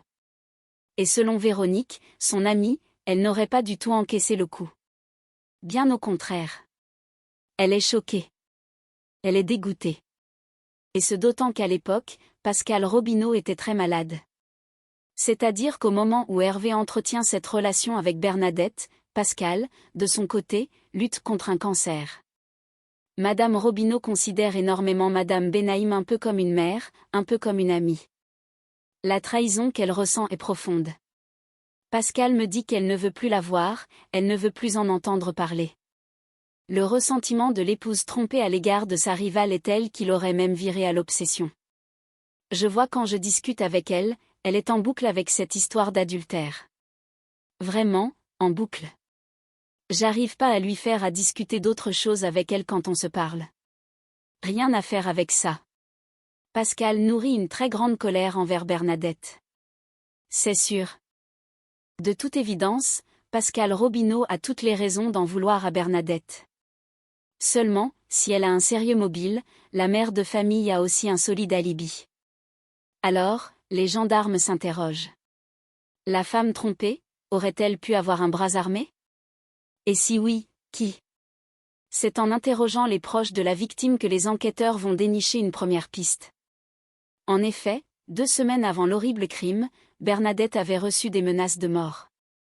Des menaces qui proviendraient de la fille aînée de Pascal, âgée de 20 ans, Roxane. Le 13 juillet 2014, un appel est passé entre Bernadette et Roxane Robineau. Bernadette était entourée de quelques amis. Elle reçoit un appel téléphonique et va mettre le téléphone sur haut-parleur. Voici ce que Roxane aurait déclaré à la maîtresse de son père. C'est des menaces de mort 15 jours avant sa mort. Donc, pour les gendarmes, ça tient la route quand même. Chose troublante, dans la famille Robineau, l'adultère d'Hervé n'était un secret pour personne, même pas pour les enfants du couple. Merci d'avoir écouté la première partie de cet épisode consacré à l'affaire Bernadette Benaïm. Dans la seconde partie, vous allez voir que la veuve collectionnait les hommes. Bonjour et bienvenue dans ce récit inspiré de faits réels, une narration qui nous plonge au cœur d'une énigme provençale. Je suis Jean-Marie Gouat. Le 28 juillet 2014, au petit matin, le destin de Bernadette Benaïm, 67 ans, bascule de manière irréversible.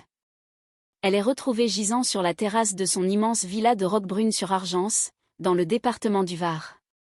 Elle a été frappée à plusieurs reprises avant de subir le sort ultime. Mais qui a bien pu s'en prendre à cette riche veuve qui semblait pourtant croquer la vie à pleines dents. Dans ce voyage à travers les souvenirs et les témoignages, vous entendrez les voix de Janine, la sœur dévouée de Bernadette, de Pascal Robineau, la figure centrale de cette intrigue, de Véronique, sa meilleure amie et confidente, ainsi que des avocats et des journalistes qui ont scruté chaque détail de ce dossier complexe. Bonne écoute et bonne lecture. Voici la famille Robineau. À première vue, ils semblent incarner le bonheur parfait, l'image même d'une unité familiale solide. Et pourtant, quelques mois seulement après que cette photo a été prise, Pascal, la mère, Hervé, le père et Roxane, la fille aînée, vont se retrouver impliqués dans une affaire qui dépasse l'entendement. Tout commence par une découverte domestique banale mais dévastatrice.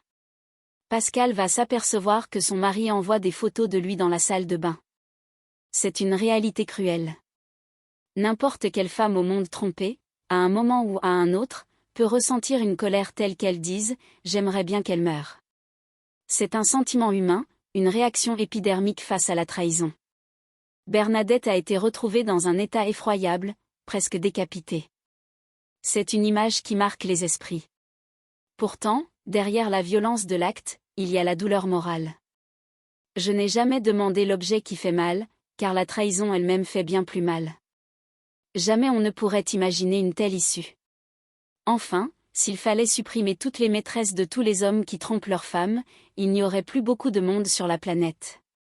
La vie est faite de nuances et de leçons de résilience. Tout commence réellement à Paris, le 28 juillet 2014. Il est 18h lorsque le téléphone de Janine sonne. Un appel que cette femme de 70 ans n'aurait jamais voulu recevoir dans sa vie. C'est mon frère qui me téléphone en me disant « Je t'annonce une mauvaise nouvelle. Bernadette est décédée. » Sur le moment, je ne réalise même pas. C'est quand je raccroche que je dis à mon mari que Bernadette est décédée. Bernadette, c'est la petite sœur de Janine, un rayon de soleil pour sa famille. L'annonce brutale de sa disparition est un choc immense. Mais le pire reste à venir pour ses proches. Alors après, avec les gendarmes, j'ai demandé à voir le corps de ma sœur. On m'a répondu que non, on ne pouvait pas me le montrer. On ne peut pas la voir, c'est impossible. J'ai demandé pourquoi. Ils m'ont expliqué que c'était trop pénible à voir. Janine ne comprend pas encore l'ampleur de la tragédie. Elle ignore que sa sœur a été la cible d'un acte sauvage dans des circonstances tragiques. Nous sommes aux Issambres, à plus de 800 km de la capitale. C'est ici que le drame s'est joué, dans cette villa où Bernadette Benaïm vivait avec Maria, l'une de ses meilleures amies. Ce 24 juillet, il est environ 7 heures du matin lorsque Maria quitte sa chambre. Elles ont l'habitude toutes les deux de prendre le petit déjeuner ensemble sur la terrasse pendant tout l'été. Elles aiment profiter de l'extérieur de la maison. Là, Maria descend et ne voit pas son amie alors que d'habitude Madame Benaïm est levée depuis longtemps. Maria appelle Ber à plusieurs reprises. Ber, Ber, Ber. Car c'est ainsi qu'on appelle affectueusement Bernadette. Pas de réponse. Maria est immédiatement prise d'un mauvais pressentiment car dans la villa silencieuse, des éléments étranges attirent son attention. Elle trouve la maison grande ouverte. Et puis les luminaires de la terrasse sont restés allumés, ce qui est très inhabituel pour Bernadette. Maria a raison d'être inquiète car en se rendant à l'extérieur, elle découvre une scène insoutenable. Bernadette est étendue au sol, vêtue d'un peignoir imbibé de sang. Elle porte une très large plaie au niveau du cou. C'est une vision qui choque profondément. À l'arrivée des secours, les conclusions du médecin légiste sont sans appel. Bernadette a été littéralement exécutée. Elle a reçu 3 coups d'une arme blanche, 2 à la gorge et 1 au niveau des côtes. On constate 2 énormes plaies d'égorgement. C'est comme si quelqu'un était arrivé par derrière pour trancher avec une détermination effrayante. Les blessures sont telles que la tête ne tient presque plus. C'est une scène d'une intensité rare qui montre une véritable volonté de donner la mort. Pour les proches, ce décès demeure incompréhensible. Rien dans la vie de cette retraitée ne laissait présager une telle fin. Dévastée par la mort de son époux 1 an plus tôt, Bernadette avait pourtant réussi à remonter la pente avec courage. Son mari était très malade, il fumait énormément et son départ rapide avait tout fait s'écrouler. Elle s'était installée en colocation avec Maria pour combler sa solitude. Elle aimait cette maison avec piscine et jardin. Elle était contente d'être là, partageant parfois une coupe de champagne pour fêter la vie. Grâce à la fortune héritée de son mari, elle pouvait profiter pleinement de sa retraite. Elle avait de quoi vivre largement et envisageait même parfois de vivre à l'hôtel pour ne plus être seule. À 67 ans, Bernadette croquait la vie à pleines dents. Elle adorait sortir et jouer au golf. Contrairement à ceux qui ne pensent qu'au score, elle était décontractée. Elle était un véritable bout en train, drôle, aimant danser et chanter. C'était une gourmande qui aimait les bonnes choses. C'était un plaisir d'être avec elle. Il y a un contraste saisissant entre cette personnalité solaire et la façon dont elle a été fauchée. On ne comprend pas pourquoi elle a été visée. Ma sœur n'avait pas d'ennemis connus. Aux Issambres, les gendarmes de Fréjus passent la maison au peigne fin. Des indices suggèrent que le ou les auteurs ont mis au point un stratagème. Ils découvrent 2 départs de feu à l'extérieur, au niveau d'une porte et d'une fenêtre. Les incendies ne se sont pas propagés mais une bouteille contenant de l'essence et du papier absorbant sont trouvées à proximité du corps. Cette mise en scène intrigue. Bernadette était en tenue de nuit et son lit était défait. On peut imaginer qu'elle a senti les départs d'incendie depuis sa chambre et qu'elle est sortie pour vérifier. Elle serait alors tombée dans un piège destiné à l'éliminer. Les enquêteurs explorent d'abord la piste d'un agresseur en série car 2 jours plus tôt, à Saint-Raphaël, à seulement 15 km de là, une autre femme de 80 ans a été découverte morte. Mais les modes opératoires diffèrent. Bernadette a été victime d'une arme blanche après avoir été attirée dehors, tandis que l'autre victime a été étranglée et la scène maquillée en suicide. La piste du tueur en série s'effondre. En se plongeant dans la vie privée de Bernadette, les gendarmes découvrent qu'elle n'était pas la grand-mère tranquille que l'on imaginait. C'était une femme libérée et libre. Son téléphone révèle des conversations SMS osées avec plusieurs hommes. Elle vivait une seconde jeunesse, aimait plaire et avait des amants souvent plus jeunes qu'elle. C'était une femme pétillante qui avait tous les atouts pour séduire. Est-ce qu'un prétendant jaloux aurait pu commettre l'irréparable ? Parmi ses conquêtes, un homme attire l'attention, Hervé Robineau. Il est le jardinier de Bernadette et leur relation était secrète. Ce qui complique les choses, c'est qu'Hervé est marié à Pascale Robineau, qui travaillait elle aussi pour la victime comme femme de ménage. On imagine aisément un mobile de vengeance passionnelle. Convoquée à la gendarmerie de Sainte-Maxime, Pascale nie tout. Elle n'a pas le profil d'une meurtrière. Mère de 4 filles, elle est frêle et marquée par la maladie, notamment un cancer du sein et une opération des vertèbres. Elle explique qu'Hervé lui avait avoué son adultère un mois auparavant et qu'elle lui avait pardonné pour préserver l'équilibre familial. Ils avaient même renouvelé leur vœu de mariage. La nuit du crime, elle affirme être restée chez elle, une version confirmée par la localisation de son téléphone et par Hervé lui-même. Hervé décrit sa relation avec Bernadette comme une simple faiblesse charnelle sans importance. Cependant, Véronique, la confidente de Pascal, apporte un éclairage différent.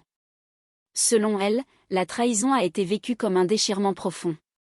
Bernadette était plus qu'une patronne pour Pascal, elle était une amie proche qui l'emmenait au spa et faisait du shopping avec elle. Pascal s'occupait de Bernadette après le décès de son mari. Mais Hervé est devenu trop disponible pour Bernadette, délaissant parfois la table familiale, comme lors d'un réveillon de Noël. Pascal a découvert les messages et les photos explicites dans le téléphone de son mari alors qu'elle luttait contre le cancer. La trahison de celle qu'elle considérait comme une mère ou une amie était insupportable. Pascal nourrissait une immense colère, parlant sans cesse de cet adultère. Bien qu'elle ait un alibi, les enquêteurs se demandent si elle n'a pas agi par personne interposée. Une piste surgit, 2 semaines avant le drame, Bernadette avait reçu des menaces de mort de la part de Roxane, la fille aînée de Pascal, âgée de 20 ans. Lors d'un appel mis sur haut-parleur devant des amis, Roxane aurait exprimé toute sa haine. Dans cette famille, l'infidélité du père était connue de tous. C'est sur ces révélations que se termine cette première partie, nous laissant face à la complexité des sentiments humains et au mystère d'une vie de Gotha qui cache bien des secrets. Bonjour et bienvenue dans Enquête criminelle, le podcast. Je suis Jean-Marie Goua. Le 28 juillet 2014, au petit matin, Bernadette Benaïm, 67 ans, est retrouvée sur la terrasse de son immense villa de Roquebrune-sur-Argence, dans le Var. Elle a été victime d'un événement tragique qui a mis fin à ses jours. Mais qui a bien pu s'en prendre à cette riche veuve qui aimait tant la vie? Avec moi, vous entendrez les voix de Janine, sœur de Bernadette, de Pascal Robineau, de Véronique, sa meilleure amie, des avocats et des journalistes qui ont travaillé sur ce dossier. Bonne écoute. Voici la famille Robineau. A priori, ils semblent incarner le bonheur parfait, une image de sérénité et d'union.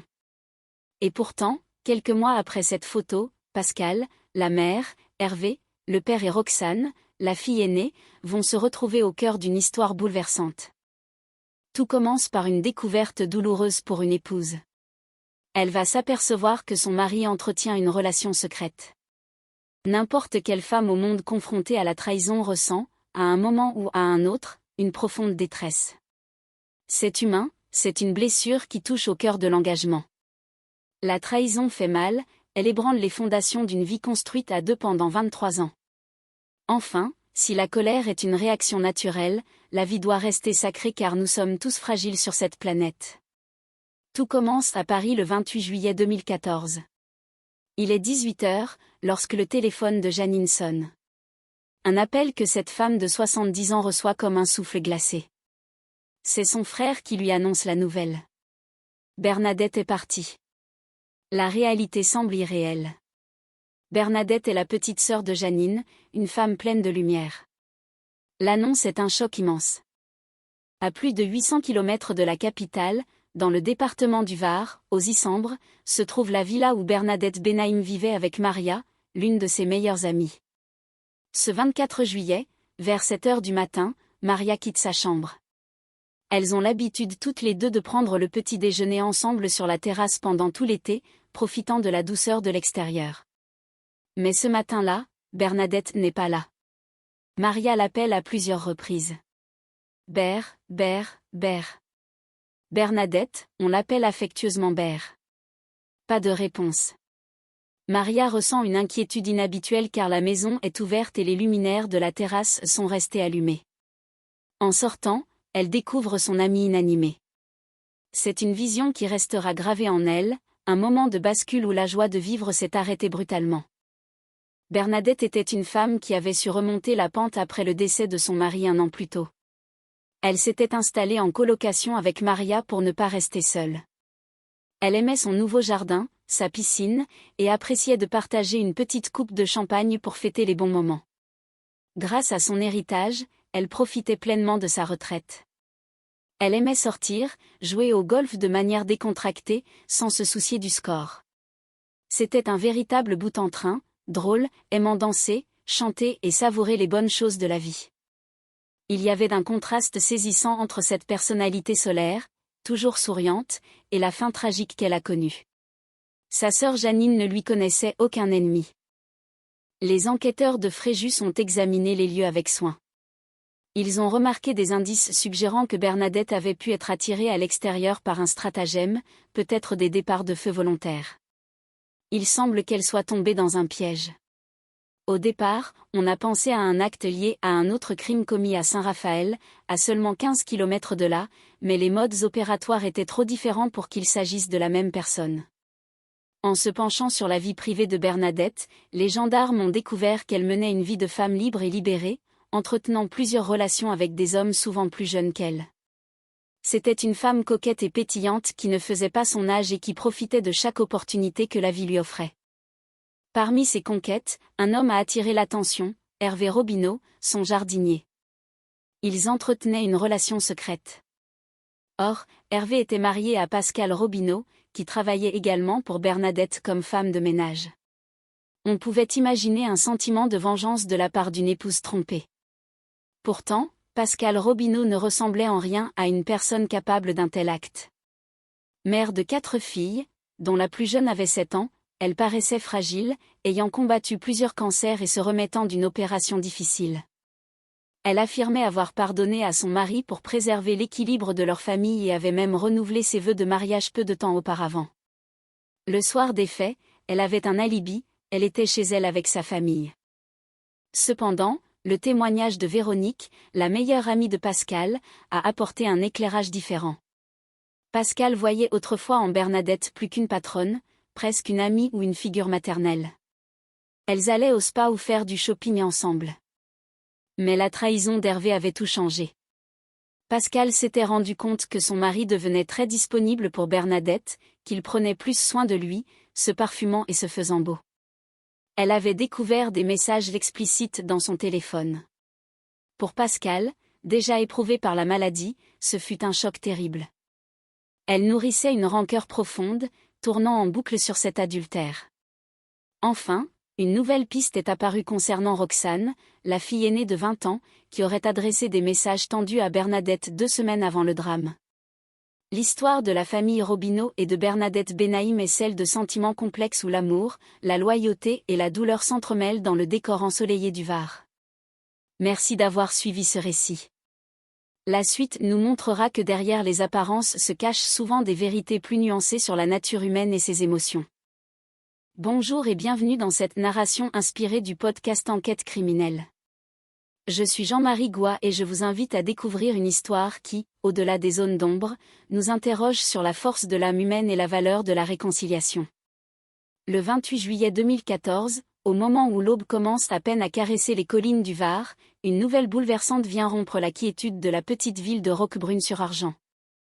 Bernadette Benaïm, une femme de 67 ans connue pour sa joie de vivre et sa générosité, est retrouvée sans vie sur la terrasse de sa belle demeure.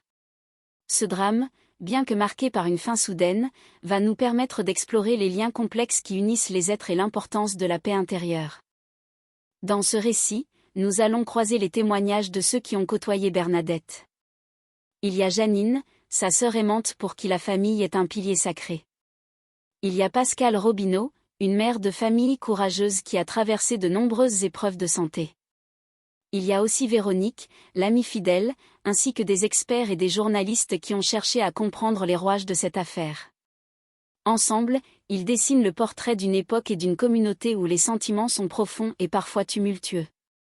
Voici la famille Robineau. À première vue, ils représentent l'image même de la stabilité et du bonheur. Sur une photographie ancienne, Pascale, la mère, Hervé, le père, et Roxane, la fille aînée, sourit à l'avenir. Pourtant, la vie réserve parfois des détours inattendus.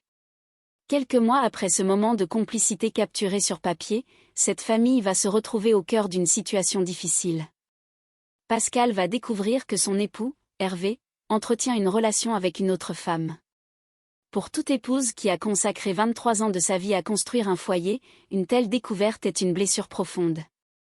On dit souvent qu'en de tels instants, des pensées sombres peuvent traverser l'esprit, mais ce qui compte réellement, c'est la capacité à surmonter la douleur pour préserver l'essentiel, l'unité et l'amour des enfants.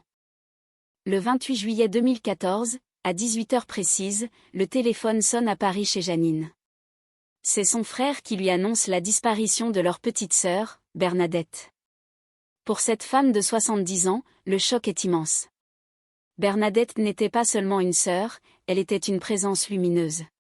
Janine se souvient de la difficulté de ne pas pouvoir dire un dernier adieu à sa sœur, les autorités jugeant la situation trop pénible pour ses yeux.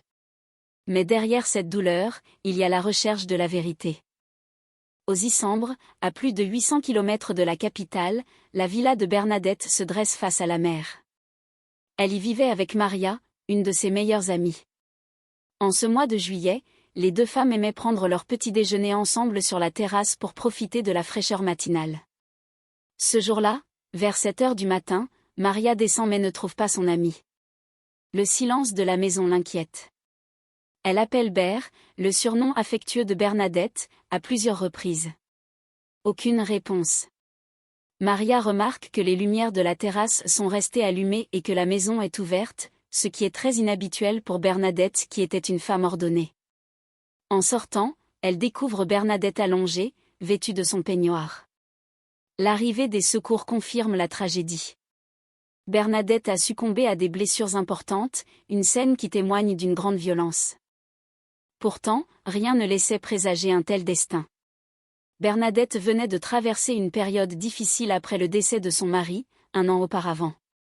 Elle avait réussi à se reconstruire, s'installant en colocation avec Maria pour ne plus être seule. Elle aimait son jardin, sa piscine et surtout, elle aimait les plaisirs simples de la vie. Riche d'une fortune héritée de son mari, elle croquait la vie à pleines dents.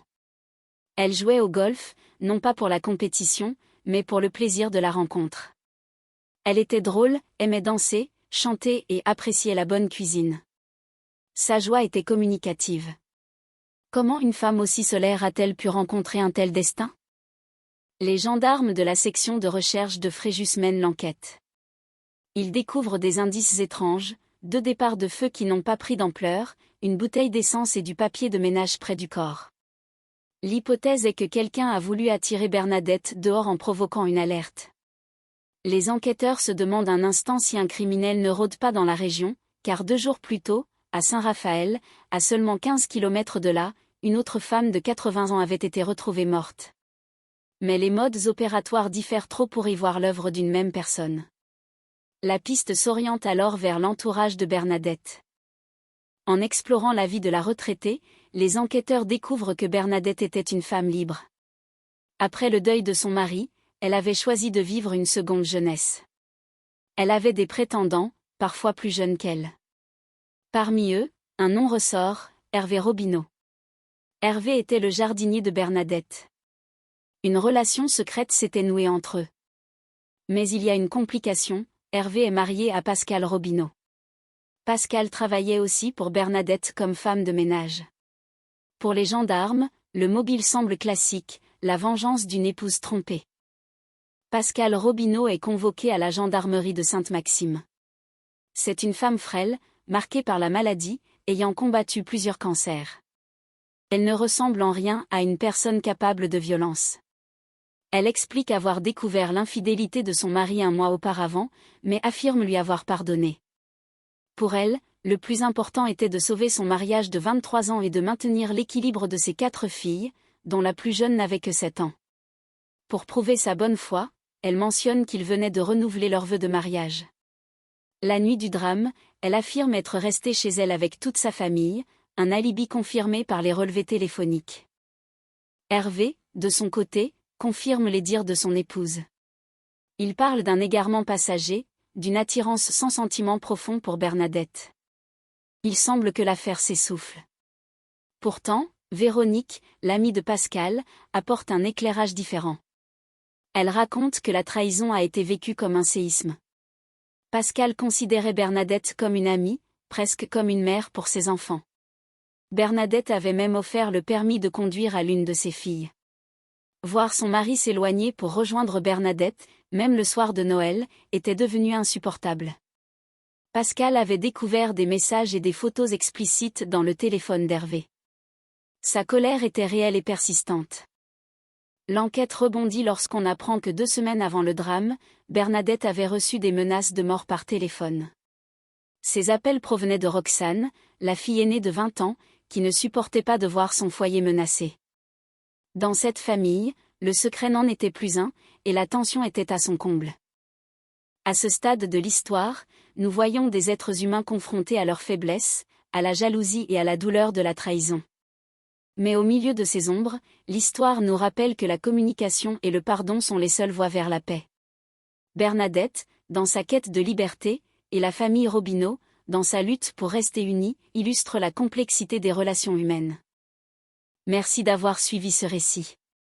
La suite de l'histoire nous montrera comment la vérité finit toujours par se frayer un chemin et comment, même dans les moments les plus sombres, l'humanité cherche à retrouver sa lumière. L'aurore se lève à peine sur le département du Var en ce 28 juillet de l'an 2014.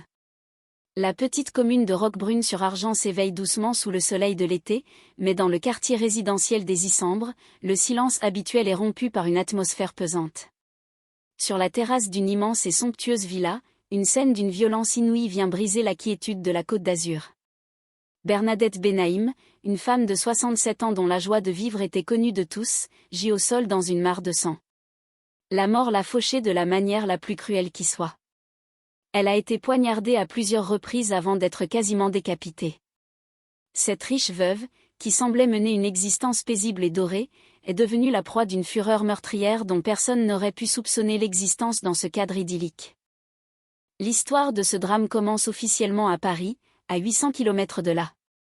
Il est 18h lorsque le téléphone de Janine retentit. Janine est une femme de 70 ans, la sœur aînée de Bernadette.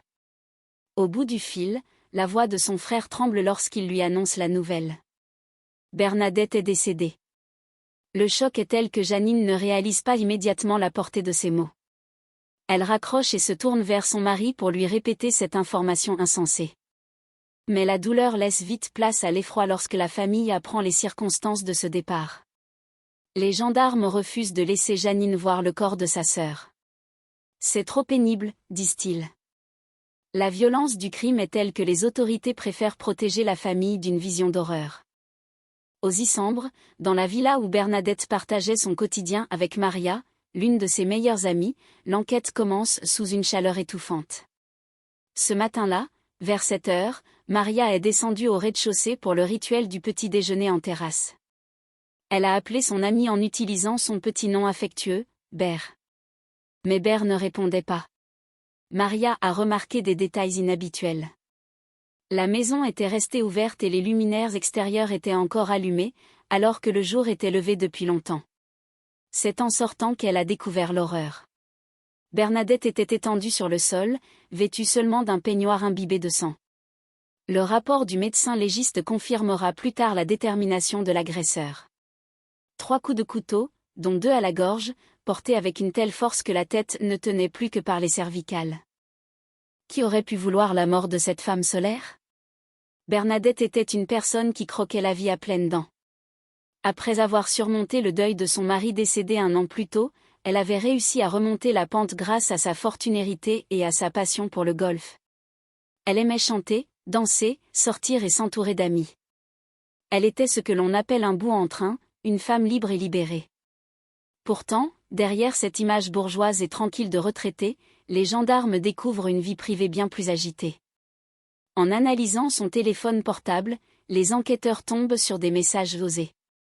Bernadette entretenait des relations avec plusieurs hommes en même temps, souvent plus jeunes qu'elle. Elle était une femme de 67 ans qui vivait une seconde jeunesse, assumant pleinement ses désirs. C'est dans ce cercle intime que les soupçons commencent à se porter sur la famille Robineau. À première vue, Hervé et Pascal Robineau, ainsi que leurs 4 filles, incarnent le bonheur parfait sur les photos de famille.